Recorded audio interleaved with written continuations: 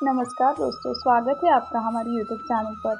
आप सभी ने नवरात्रि की पूजा बहुत धूमधाम से और बहुत श्रद्धा के साथ की होगी। अब बारी है कलश विसर्जन की।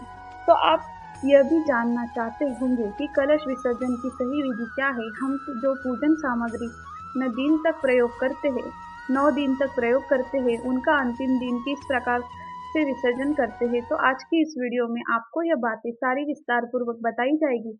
आप अगर हो सके तो वीडियो को पूरा जरूर देखिए। कलश का विसर्जन दशमी तिथि को यानी पूरे 9 दिन और नवरात्रि की पूजा करने के बाद करना ज्यादा शुभ होता है। नवरात्रि समाप्त होने पर विधि विधान से आप जिस दिन विसर्जन कर रहे हैं उसी दिन एक बार फिर से माँ भगवती सहित सभी 9 स्वरूपों का ध्यान करें, कलश की पूजा करें, धूप दीप जलाए। इसके बाद मूर्ति विसर्जन और कलश विसर्जन की तैयारी करें। इन 9 दिनों में की गई पूजा और व्रत का पूर्ण फल तभी मिलता है जब विधि विधान से विसर्जन किया जाए। विसर्जन करने से सबसे पहले ऐं ह्रीं क्लीं चामुंडाय विच्चे इस मंत्र का उच्चारण करते हुए पूरे भक्ति भाव से, श्रद्धा और सम्मान के साथ कलश के ऊपर रखे हुए नारियल को बहुत आराम से उठाएं। फिर इस नारियल को आप लाल चुनरी में बांधकर अपनी माँ, अपनी पत्नी, बहन या बेटी को दे दे। इस नारियल को बहुत से लोग बहते जल में प्रवाहित कर देते हैं, कुछ लोग आसपास मंदिर में रख देते हैं और कुछ लोग जिस दिन कन्या पूजन किया जाता है उसी दिन हटा देते हैं, यानी कि प्रसाद रूप में कन्याओं में बांट देते हैं। आपके यहाँ पर जिस भी नियम का पालन किया जाता हो आप उस नियम का पालन कर सकते हैं। अगर आप पहली बार नवरात्रि के व्रत रख रहे हैं तो आपको इस नारियल को या तो मंदिर में रख देना चाहिए या फिर अपने बहते जल में प्रवाहित भी कर सकते हैं। इसके बाद कलश में जो आम या अशोक के पत्ते रखे हुए हैं उन्हीं पत्तों से कलश में रखा हुआ जो भी जल है उसका छिड़काव पूरे घर में करना चाहिए। यह जल बहुत ही पवित्र होता है, घर में खुशहाली सुख समृद्धि बढ़ाता है। इस जल के छिड़काव से घर में सभी शुभ शक्तियों का वास हो जाता है। घर की जितनी भी नेगेटिविटी है, जितनी भी नकारात्मकता है और बुरी शक्तियां है, वह इस जल के प्रभाव से दूर हो जाती है। कलश का जल सबसे पहले किचन में छिड़के, इसके बाद जो भी आपके घर के कमरे हैं वह और मुख्य द्वार पर छिड़क दे। बाथरूम या टॉयलेट के आसपास या किसी भी अन्य अपवित्र जगह पर इस कलश के जल को नहीं छिड़कना चाहिए। इसके बाद जितना भी जल बच गया है उसे आप तुलसी के पौधों को छोड़कर बाकी किसी भी पवित्र पौधों या किसी भी पौधों में आप विसर्जित कर सकते हैं, क्योंकि माना जाता है कि उनकी पूजा में माता को तुलसी पत्र नहीं चढ़ाए जाते।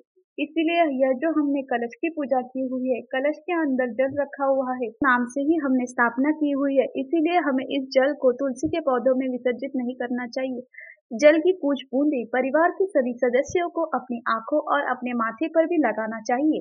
कई बार ऐसा होता है कि 9 दिन की पूजा करने के बाद जब विसर्जन की बारी आती है तो कलश में रखा हुआ जल या तो कम बचता है या पूरी तरह से सूख जाता है। अगर आपने कलश स्थापना के लिए मिट्टी के कलश का प्रयोग किया हुआ है तो अधिकतर यह होता है कि कलश का जल है वो सूख जाता है या बहुत कम बचता है। फिर भी जितना भी जल बचे आप उसका छिड़काव कर सकते हैं। कलश के जल में आपने जो उसकी सामग्री डाली है उससे सबसे पहले आप जो भी सिक्का है उसे निकाल कर अपनी तिजोरी, अपने पर्स या जहां पर भी आप रुपए रखते हो वहां पर रख ले।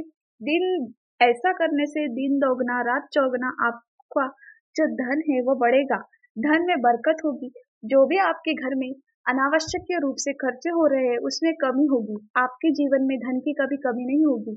और इसके बाद जो भी अपने कौड़ी या कमल के गट्टे पानी के अंदर डाले हैं तो कौड़ी को आप वापस से पूजा में प्रयोग कर सकते हैं। कमल गट्टे या हल्दी की गांठ का लौंग सुपारी इलायची आपको विसर्जन कर देना चाहिए। इनका विसर्जन आप बहते जल में कर सकते हैं या आप किसी भी पवित्र वृक्ष के नीचे गड्ढा करके वहां पर दबा सकते हैं। अपने जो ज्वारे पोए हैं, ये ज्वारे बहुत ही शुभ होते हैं, तो थोड़े से ज्वारे निकाल कर आप अपनी तिजोरी या पर्स में भी रख सकते हैं। जब आपको कोई भी समस्या हो तब आप इन ज्वारों का फिर से दर्शन कर सकते हैं। पूरे साल भर ये ज्वारे अपने पर्स में रखें और उसके बाद इनका विसर्जन कर सकते हैं। ऐसा करने से माँ भगवती की कृपा आप पर सदा बनी रहेगी और जो भी ये ज्वारे है इनको प्रसाद रूप में सभी लोगों को थोड़ा थोड़ा जरूर ग्रहण करना चाहिए। ज्वार को कभी भी चाकू या कैंची से नहीं काटना चाहिए। ऊपर का जो ज्वार का हिस्सा होता है वह आप अपनी उंगलियों से बहुत आराम से सावधानी के साथ तोड़ लें और एक एक दो दो ज्वारे कम अधिक हो सके तो अधिक खा सकते हैं और नहीं है तो कम से कम एक दो दो पत्ते का सेवन परिवार के सभी सदस्यों को करना चाहिए। बाकी जो ज्वार बच गए हैं उन्हें आप गौशाला में गौ माताओं के लिए दे दें। आसपास गौशाला या गौ माता को खिलाना संभव ना हो तो आप इन्हें किसी भी पवित्र वृक्ष के नीचे, जैसे पीपल, बरगद या बेल का वृक्ष के नीचे, आंवले के वृक्ष के नीचे भी रख सकते हैं।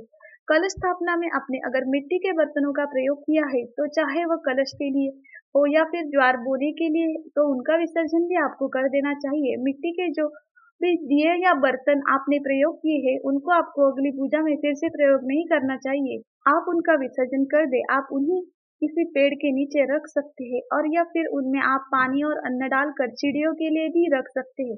कलश के कंठ पर मुंह पर जो आपने कलावा बांधा है उसे खोलकर आप अपने कलाई में अपने हाथ में बांध सकते हैं और चुनरी अपने नारियल के ऊपर बांधी थी उसे भी आप अपने घर में तिजोरी में रख सकते हैं या फिर अपने घर के मुख्य द्वार पर आप उस चुनरी को बाहर की तरफ से बांध सकते हैं।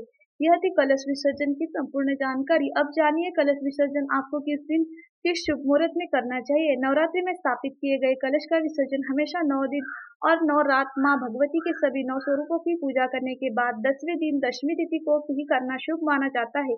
इस बार दशमी तिथि 2 दिन है और ऐसे में आपको मन में यह भी प्रश्न होगा कि विसर्जन किस दिन करना चाहिए, क्योंकि इस बार दशमी तिथि 12 अक्टूबर शनिवार को सुबह 10:05 से शुरू होगी और 13 अक्टूबर रविवार की सुबह 9:09 पर समाप्त होगी। ऐसे में आप दशमी तिथि यानी 12 अक्टूबर शनिवार को सुबह 10:05 से शाम 5 बजे तक के बीच में कलश विसर्जन कर सकते हैं। ध्यान रखिए, कलश का विसर्जन सुबह सूर्योदय के बाद और शाम को सूर्यास्त पहले पहले किया जाता है। अब कुछ लोगों के यहाँ पर दशमी तिथि के दिन भी विसर्जन करना सही नहीं मानते। अगर आपके घर में भी ऐसा होता है तो आप रविवार के दिन जब दशमी तिथि समाप्त हो जाए तो उसके बाद से ही शाम को सूर्यास्त से पहले पहले तक विसर्जन कर सकते हैं। हमारे यहाँ दशमी तिथि के दिन ही विसर्जन किया जाता है, इसीलिए हमारे यहाँ की जो मान्यता है वह मैंने आपको इस वीडियो में शेयर की है।